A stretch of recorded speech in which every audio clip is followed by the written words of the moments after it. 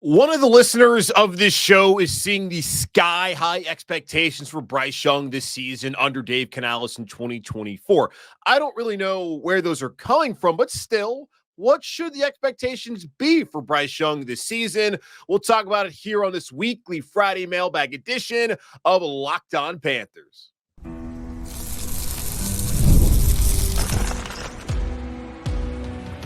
You are Locked On Panthers, your daily Carolina Panthers podcast. Part of the Locked On Podcast Network, your team every day. Welcome into another edition of the Locked On Panthers podcast, a part of the Locked On Podcast Network. I'm your host, as always, Julian Council, talking Carolina Panthers with you every Monday, Tuesday, Wednesday, Thursday, and yes, Friday, your team every day. That's our motto here on the Locked On Podcast Network. Subscribe or follow the show for free on YouTube or wherever you listen to your favorite podcast. And be sure to follow me, Julian Council, on Twitter at Julian Council. Why? Because the weekly Friday mailbag is back. Either at me or DM me to get those questions in for next week's edition of the weekly Friday mailbag right here on Locked On Panthers. Today's episode of Locked On Panthers is brought to you by LinkedIn. LinkedIn Jobs helps you find and qualify candidates you want to talk to faster. Post your job for free at linkedin.com/LockedOnNFL. That's linkedin.com/LockedOnNFL to post your job for free. Terms and conditions apply. At long last, the weekly Friday mailbag is back here on the show. Had to take a brief hiatus. We get to the point in the offseason where the questions are redundant. There's not a ton going on. It's time for me to focus on the team ahead of the season and do the position evaluations and breakdowns and wait for a couple of days of training camp to allow y'all a little bit of a break, to allow me a little bit of a break, and to come back, have a meeting of the minds, and get back to the mailbag, which we're going to do on today's show and moving forward throughout the rest of the offseason. Now, a couple of these games, the Patriots game is situated on the calendar where the mailbag won't be on Friday. So hoping to continue to do Friday, but if not, maybe move it to Wednesday throughout the preseason, as well as that's where it will be throughout the regular season. So just stay tuned, continue to send questions in, and I'll get to them either on Friday or maybe move it to Wednesday, but just keep sending questions in because the mailbag is back until, I guess, next June in 2025. Let's go ahead and start off, though, with Brody, who sent a couple of things a couple weeks ago, but this is the one I want to hit on. As Brody, he's got that battered Panther syndrome. I was in Omaha for the College World Series. I was talking to some Texas A&M fans. I didn't really interact with A&M fans ever, and they were telling me something about battered Aggie syndrome. Didn't understand what that was. Didn't know they, as a fan base, felt like they had been dealing with hard luck throughout their lives. Now you think about all the money they spent on football, and I guess I kind of understand it a little bit. I truly came to understand it after they lost the national championship and their head coach, who was an Elon alum like your boy, left to go to their arch rival, Texas. Then I understood what battered Aggie syndrome was. Here in Carolina, after 6 straight seasons of not making the playoffs, we have battered Panther syndrome in Brody. He's hurting, man. He said, I'm noticing sky-high improvement predictions for Bryce Young, and I just don't see it happening. His size is a massive obstacle. His arm strength is not an elite level. His footwork is, well, his words, trash, and he holds the ball too long. His reads are slow, and he really doesn't have that dog in him that you need in a quarterback. My predictions for the season are 4 to 5 wins and a top 5 draft pick of a quarterback at that selection. I know you'll say, hold your horses, but I just needed to vent. Well, I'm happy, Brody, that you got that off your chest. I was at training camp yesterday on Thursday morning, a little rain, well, not too much, not something that was going to really hurt the Panthers from being able to get their work done, but it was up there later on, Sweet Levels, where they have the press conferences with Dave Canales. Bryce Young talked to us as well on his birthday. My first time right there in the same room with Bryce Young, and yeah, he's not the biggest individual. And I told you on this podcast, if you put me on a roster sheet and you put 6'1", 210, I'm going to be taller, I'm going to weigh more than Bryce Young. Now, does that mean I'm a better athlete? That I could play quarterback, that I'm stronger than him? No, not necessarily, especially the quarterback part. But it is alarming and jarring in a way, more jarring than alarming to see him in person. But I've seen him have success.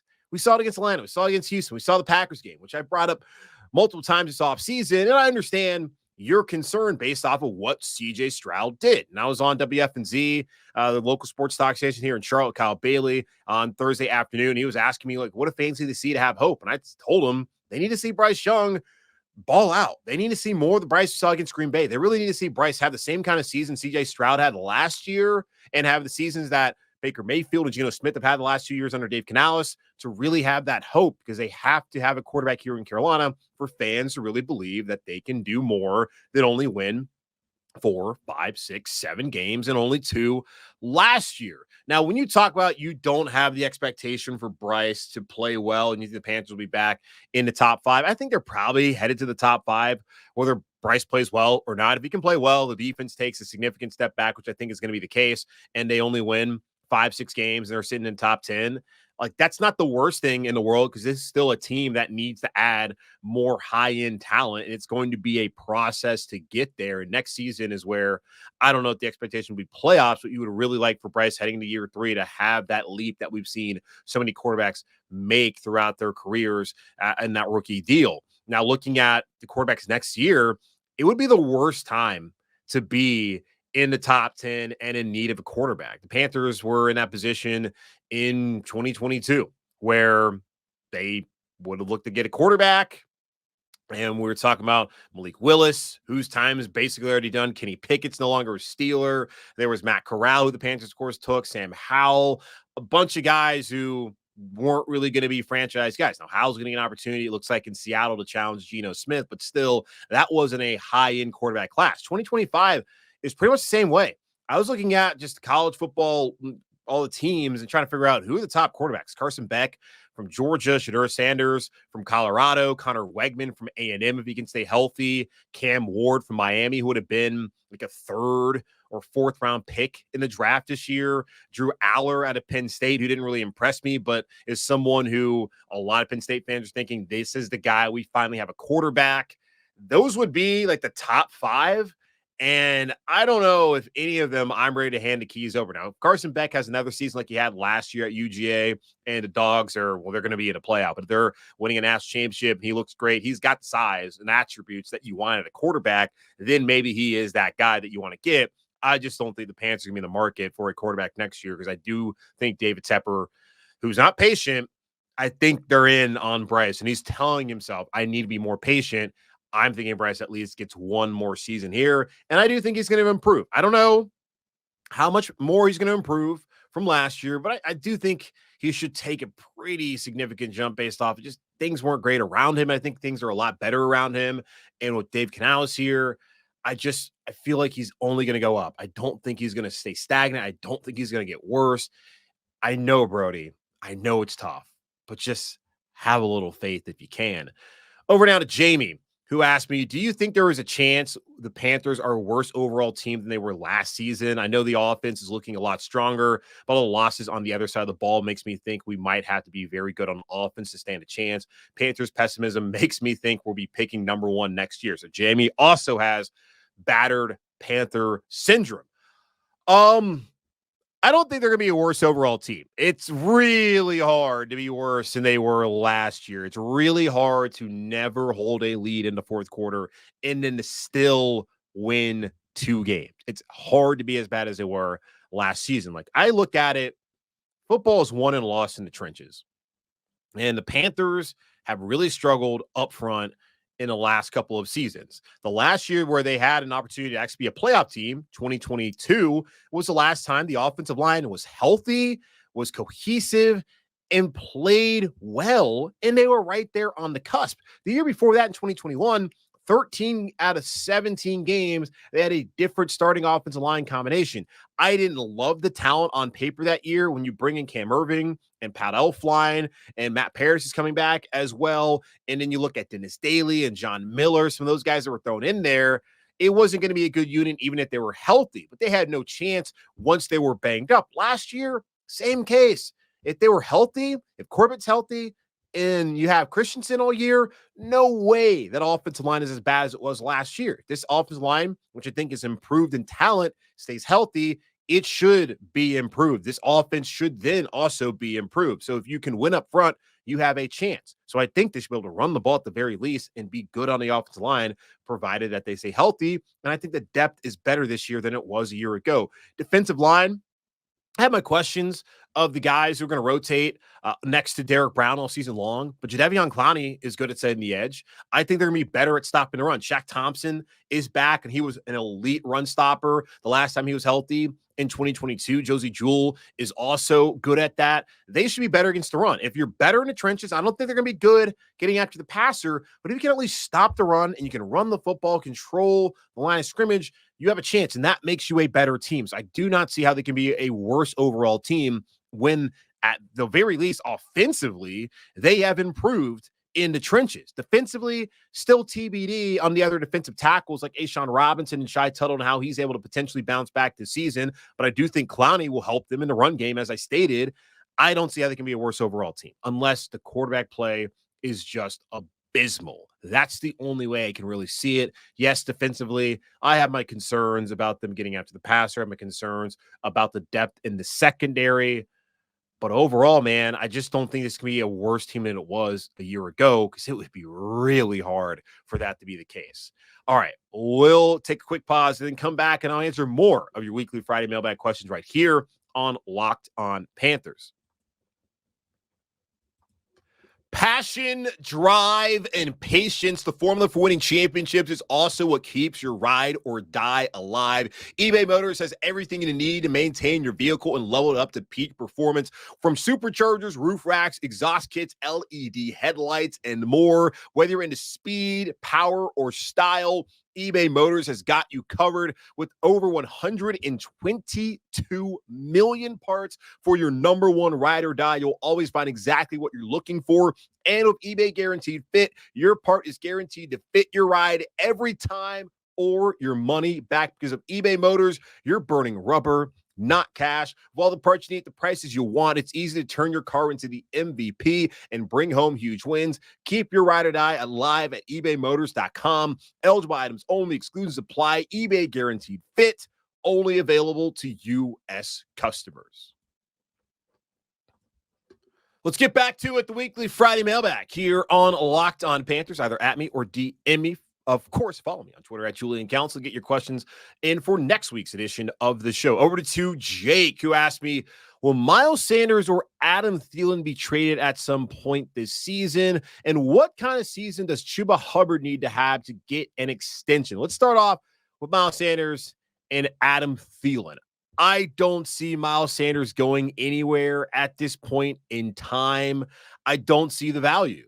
Now, Jonathan Brooks, he's got to come back healthy before the Carolina Panthers can even think about sending Miles Sanders away. They kept him for a reason, and the main reason is the cap ramifications. It wasn't going to help them to get rid of him. He's still under contract, and he's a player who didn't have a great season last year, and they want to run the football this year. So Chuba's going to be that main guy, and then whenever Jonathan Brooks is healthy, he'll, of course, be a part of that as they draft him in the second round. But then Miles Sanders also should have a role to play. I don't think that he's going to be someone that they're going to want to trade necessarily or really get anything out of, and anyone's really interested out there in the NFL in trading for him. So I just don't think that's going to happen. Adam Thielen, I suppose it's something that could happen, but that's all dependent upon his desires and where the Panthers are at. If Adam Thielen is having another season like he had last year and the Panthers still aren't winning games, possibly a contender out there who may have an injury may look at Adam Thielen and say to themselves, if we bring this guy in, he can help us out. And if he requests a trade and is just sick of it, or this team stinks, I'm 33 and this is, or 34 rather, and this is like the tail end of my career, I don't want to sit here and lose anymore. Like, please send me somewhere else where I can get one last chance at winning a Lombardi trophy. That could happen. I don't see either one of those guys being on the trade block this season. Like, Thielen would be the most likely, but that's really provided the Panthers being bad, which wouldn't be that surprising, I suppose, as far as the record goes.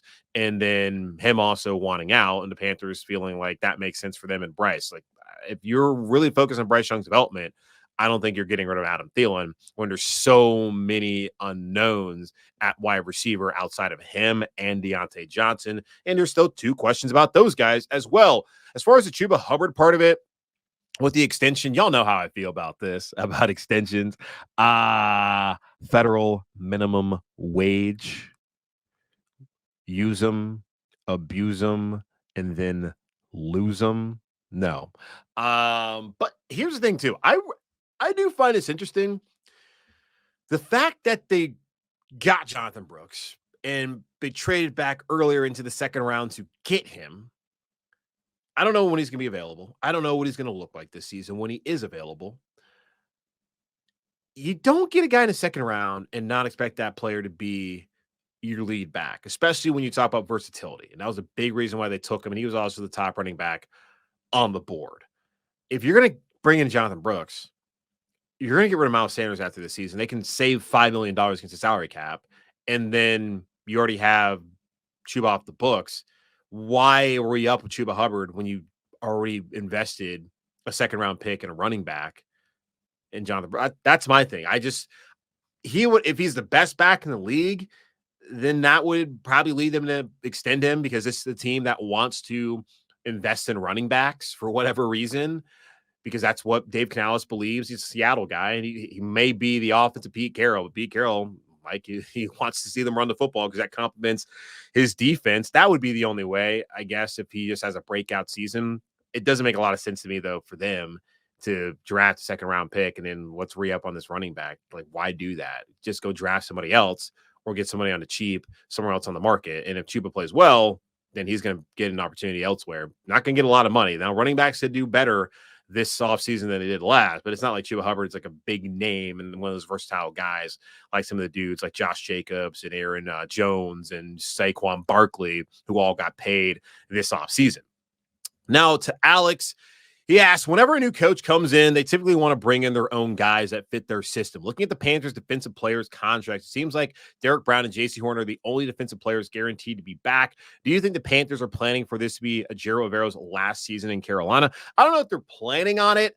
It did make sense if you're going to let Brian Burns go and you're not going to be able to get Frankie Luvu back, and that was Luvu's decision, and you're going to get rid of Von Bell, and then you're going to also see Donte get traded away. It makes sense to bring in guys that understand the system. So there's not that big of a learning curve. Josie understands it, and he replaces Frankie. You see Jordan Fuller and Nick Scott, they understand the system, and they replaced Von Bell, who wasn't really much of a scheme fit. They brought in Ashawn Robinson, who replaces Deshaun Williams, who did come over from Denver with Ejiro and Dom Capers, and he already understands the scheme, is rotating in there with the ones.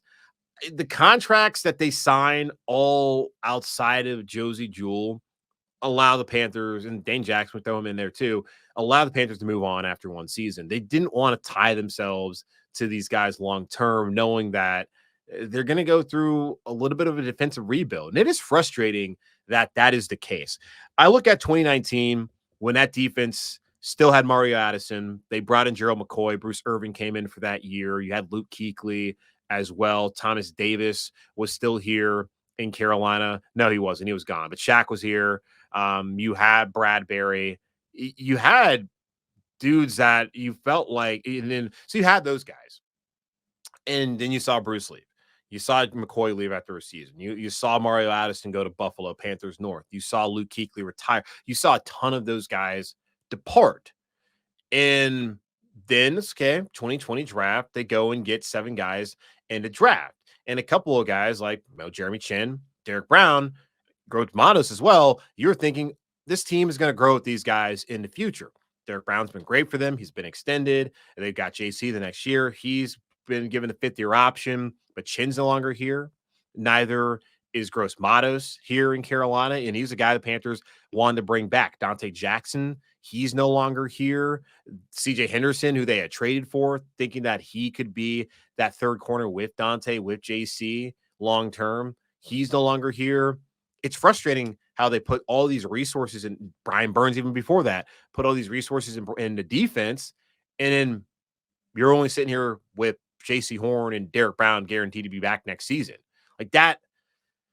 That's failure of the front office and ownership, obviously. I don't think that spells the contracts and JC and Brown and Derek only being the only guys with contracts that are going to keep him here past this upcoming season spells that Ejiro Evero is going to leave. Like, he's going to be a candidate. I know that they have to at the very least be anticipating he could possibly leave. It will be difficult for him to leave considering that, well, he's a defensive coach. They're not all that interested. The owners are in hiring defensive coaches, even if he is a sharp guy. He's been in the cycle the last couple of years, maybe deserving of a head coaching job. I don't think, though, that is tied to the contracts that they signed and the guys in Brown and Horn who are under contract to be here past this upcoming season, if that makes sense to you. All right, Travis, he says, can we talk about Jadeveon Clowney? I'm hearing great things about him, but is the hype to be believed, or does the O-line still have that much work to do? Well, we've only had 2 days of training camp, and the pads don't go on until Monday. No pads on Wednesday when they started off, no pads yesterday, and there will be no pads tomorrow when it's back together Saturday in the NFL at Bank of America Stadium. So there's nothing you can really take away from what's happening right now, in my opinion. When I was out there, because when I was on the radio on Thursday and Kyle's asking me, oh, how's Bryce look? How's all this? Like, I was mainly looking at who was rotating in at certain positions. I was looking at the backups. That's what I was trying to figure out, like the depth chart, just based off of what I was seeing. I wasn't super focused on, oh, is this guy's route really good? Or, oh, how's he blocking, getting off? I wasn't focused on that because they're not wearing pads and they don't play in shorts and t-shirts. They play in pads.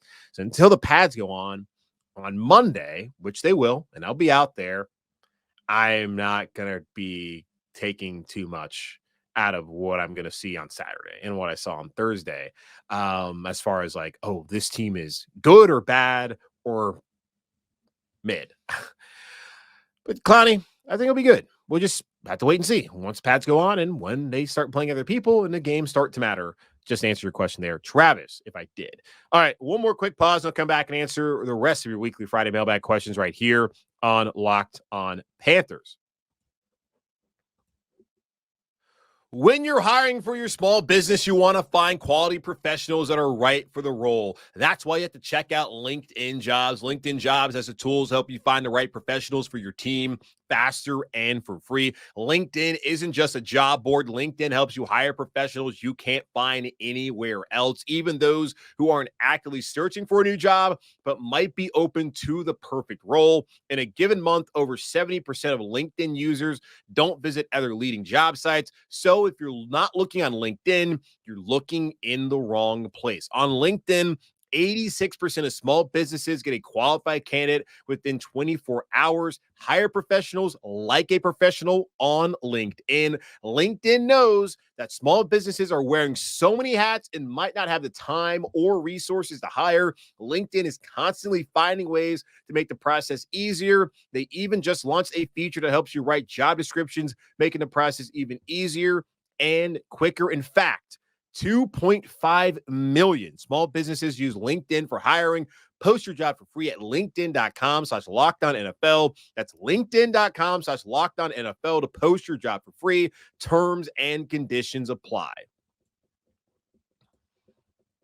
I want to go back to something real quick from the last segment where I was asked about potentially Miles Sanders or Adam Thielen being traded. One thing I do want to share, the Panthers with the kicker situation where they potentially, if Harrison Mevis looks good enough, they can save some money by not having to keep Eddie Pinheiro on the roster this season and extending him if he does win the job. They don't seem to want to necessarily give him the kind of money he wants. And it's very rare, maybe unprecedented, that a kicker didn't show up for the voluntary portion of the offseason. Understand voluntary, but still, your kicker's not at OTAs. That is not normal in the NFL.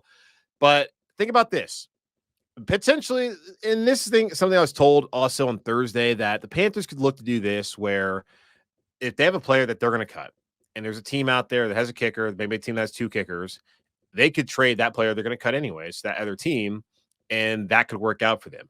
Another scenario, too, if Mevis looks good, I saw that Michael Badgley, the kicker for the Chargers, is out for the rest of the season because he got injured during practice yesterday. Pinheiro, the Chargers are a team that with Herbert and Harbaugh's coming over there now, they're going to want to win. And if they get Eddie Pinheiro and the Panthers can get something back for him, that could make sense for Carolina. So that's a trade possibility out there. Not to say a trade possibility I'm saying I want to see, but that's a trade possibility the Panthers may be interested in if the Chargers make that call.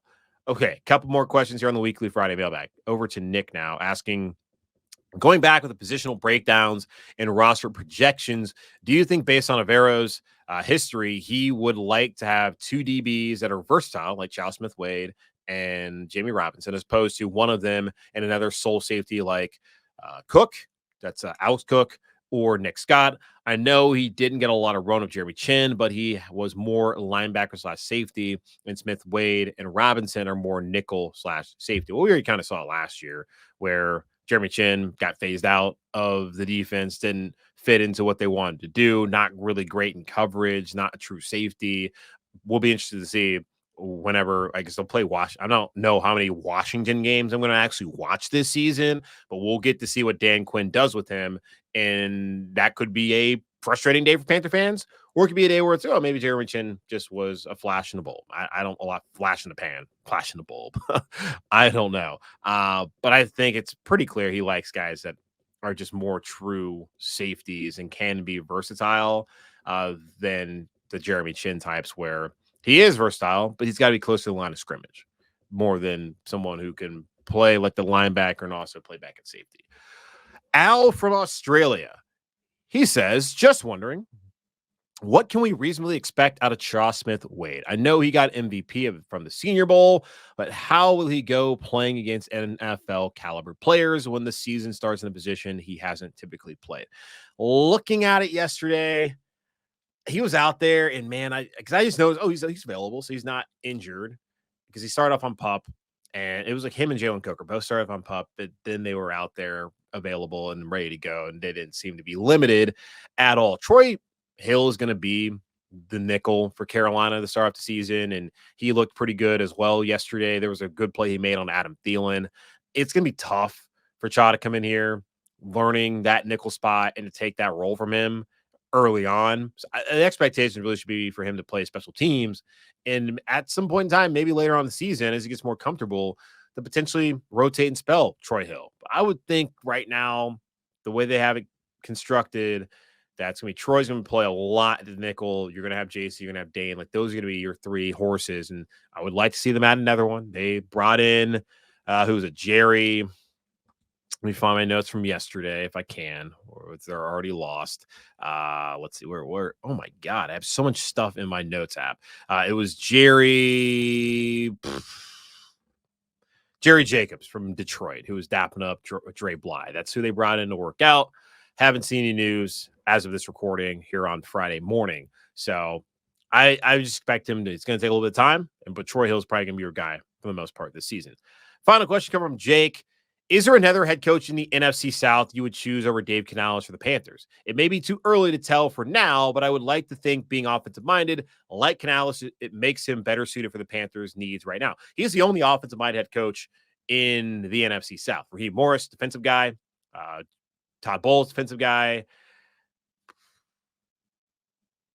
What's his name down in New Orleans? I forgot the Saints head coach's name.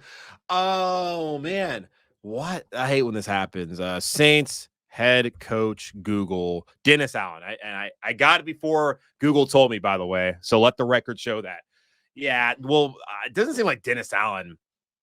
It was our guy. We have Locked On NFL Scouting with the Draft Dudes. Great podcast. At Joe Marino, who hosts Locked On Bills, and Kyle Krabs, who hosts Locked On Dolphins, that they do. They did a ranking of the head coaches in the NFL, and they had Dennis Allen ranked last. Now, Dennis Allen did not do well in Las Vegas, or I guess Oakland, back with the Raiders. And so far with the Saints, not doing all that great in his first two seasons since John Payton said, I'm out of here. He's not who I would want.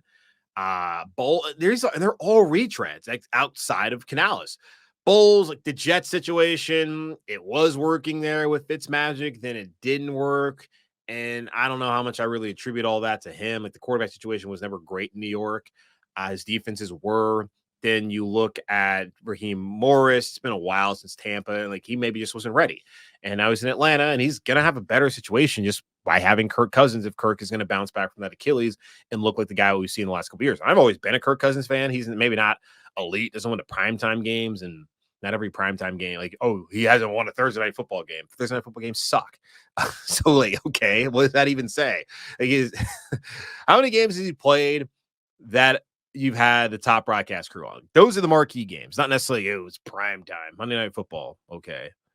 I digress. I think he's good, and we'll see what Raheem does. I would not say Dennis Allen. I wouldn't say Todd Bowles either.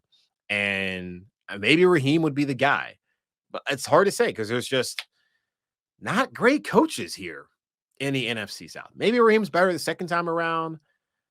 I'm just not overly impressed by the four coaching, like the coaches that comprise the NFC South. So maybe Dave could be the top one. But as far as the needs the Panthers have, I told you all back then when they're going through the coaching search, I don't really care whether he's an offensive guy or a defensive guy. I want the best coach. And looking at Bryce Young and development being the top thing that the owner, David Tepper's concerned about, yeah, Dave Canales would make the most sense over the other three in the division. I'll tell you that, Jake. All right, that's going to wrap up this edition of the Locked On Panthers podcast, part of the Locked On Podcast Network. Hosted by yours truly, Julian Council. Again, y'all subscribe, follow the show for free on YouTube or wherever you listen to your favorite podcast. And be sure to follow me, Julian Council, on Twitter, at Julian Council, where, again, I'll be back with you next Friday to answer your weekly Friday mailbag questions. But in the meantime, be safe, be happy, be whole. As always, keep pounding, and I will probably talk to you on Saturday as it's back together Saturday in the NFL. The Panthers will be inside Bank of America Stadium for practice. So come on out and check that out, and I will talk to y'all then.